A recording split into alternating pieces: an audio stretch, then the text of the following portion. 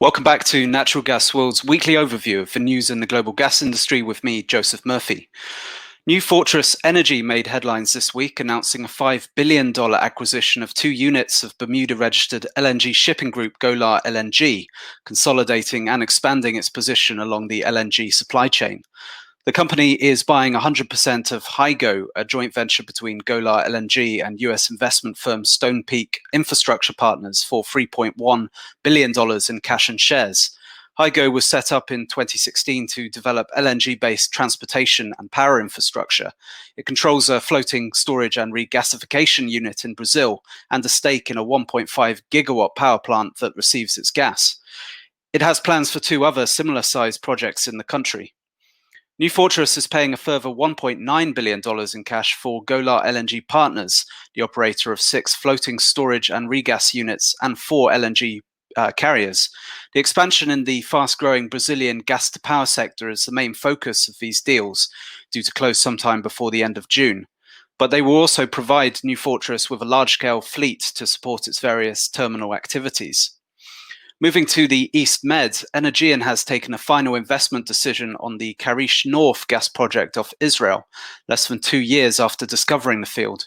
Karish North is due online in late 2023 and will flow 3 billion cubic meters per year of gas, complementing supply from Energean's Karish and Tanin deposits, due to commence in the 4th quarter of this year.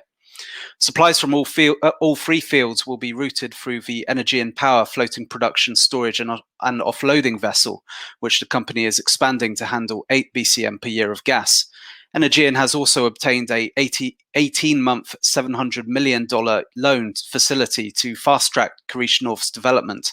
The loan will also fund a deal to buy private equity partner Kerogen's minority interests in the Israeli fields and expand Energean Power, and pay for a 5-well exploration campaign due to kick off in 2022. Moving to Africa, a floating regas unit has arrived at the Ghana port of Tema, where it will be used to supply gas to local industry.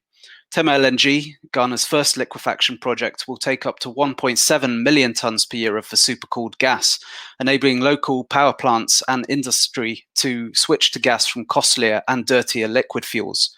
Its developer is Access LNG, a partnership between Africa-focused fund Helios Investment Partners and LNG infrastructure developer Gasfin. Its gas will be supplied by Shell under a long-term contract. Ghana started developing its gas market over a decade ago by importing pipeline gas from Nigeria, but these supplies have often proved unreliable, with suppliers often failing to meet contractual levels. The country has made a number of attempts to advance LNG import projects over the years, but many failed because of difficulties with contract enforcement. Tema LNG is the only one to get off the ground so far and could serve as a blueprint for future projects. Total has enjoyed another boon off Suriname, reporting its 4th discovery in less than a year. The significant find was made at Block 58 by the Keskesi East 1 well, which encountered a 63-meter net hydrocarbon pay. Total is partnered at the project with US-based Apache. Emboldened by their success, the pair are preparing to launch a new drilling campaign at the offshore block this year. Russian oil giant Rosneft also reported a major gas find this week, some 75 billion cubic meters in size. The discovery was made in the far eastern Yakutia region by Rosneft and its partners BP and an Indian consortium.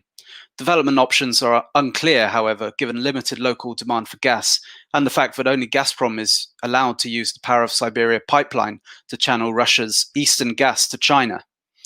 Lastly, services group TechnipFMC has announced that a plan to split itself into 2 independent companies is now back on track, the process having been halted in March last year because of market volatility. Technip Energies is due to handle engineering and construction, while the TechnipFMC name will hang on to integrated technology and services. This has been Natural Gas World's weekly overview of the news in the global gas industry with me, Joseph Murphy. Thank you, and see you next time.